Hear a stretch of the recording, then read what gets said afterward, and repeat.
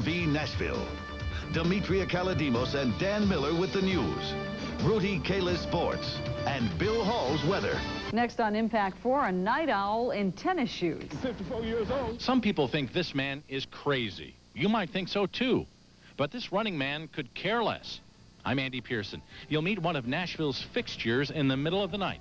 Coming up next in Impact 4.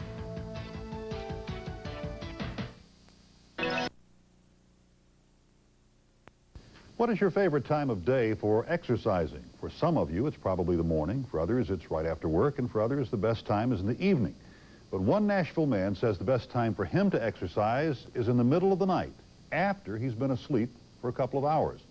Andy Pearson is here with Impact 4 and Nashville at Night. Where'd you find this guy? Well, it was one of those strange things. Gary Knox and I were out about 6 weeks ago with photojournalist Gary Knox. It was snowing outside. It was about 38 degrees.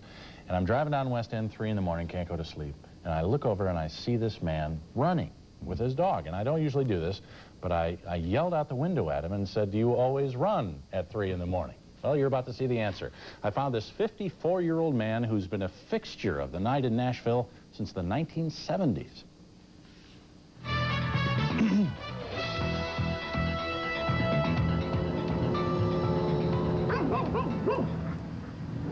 It's a time when the city neither stops nor goes, only flashes yellow. When the wind blows coldest. When sounds that would be buried in daylight come alive over the nighttime stillness.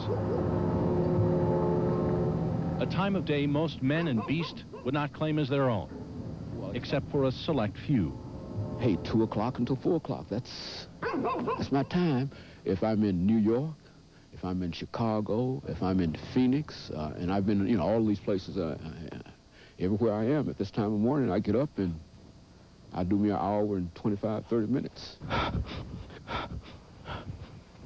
Move on, dog.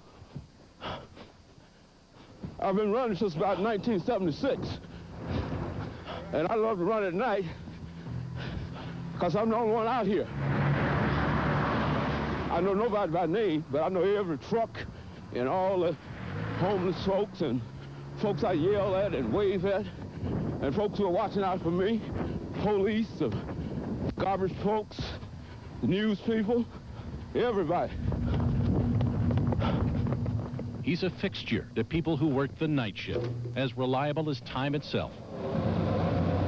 No, they see me, but they really don't know who I am.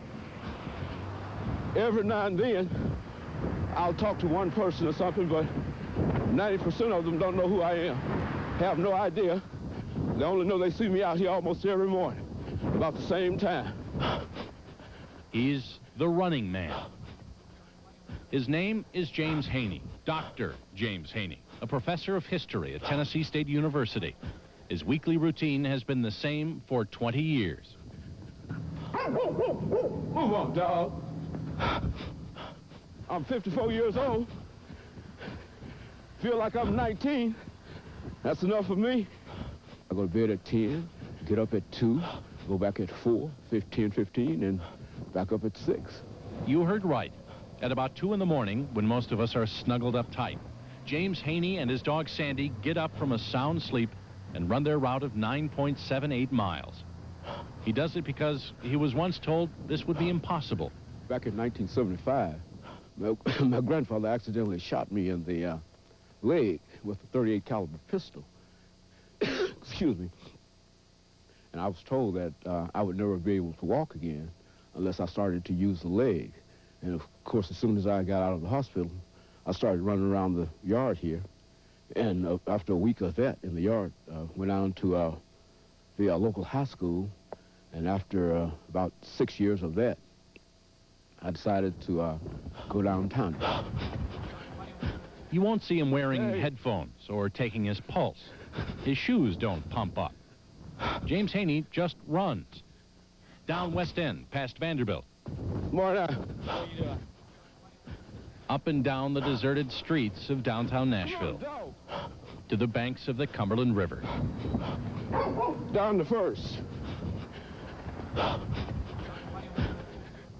It's 9 7/8 of a mile down to the foot, all the way greeting and waving to people he's seen for nearly a third of his life.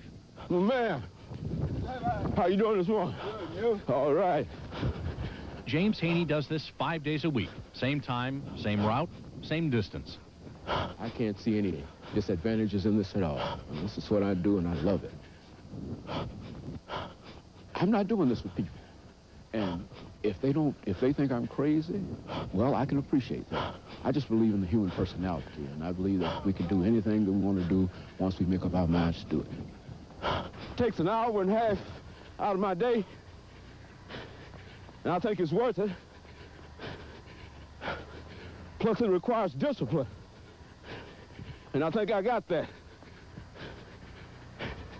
And that makes me feel good about myself, gives me greater self-esteem, and I can get out and meet the world better. As he makes that last block toward home, there's no one there. No welcoming committee at the finish line. No one to notice. Before he goes back to his wife and children in his warm bed, there's always a prayer of thanks that he's been able to put one foot in front of the other for another night. Oh, thank you, Lord. Okay. Thanks that he can still devote 2 hours out of each 24, even though it is in the middle of the night, to his body and his well-being. Thanks that there is life, and that life is good. Very few people that I grew up with are alive today, you see, and many of them have died of heart attacks and strokes and violence and whatnot, but Dr. Haney keeps pushing on. And I tell folks that I'm going to be around here a long, long time. I'm going to be around here at least 100 plus. You know, I mean, that's what I'm looking for, you know.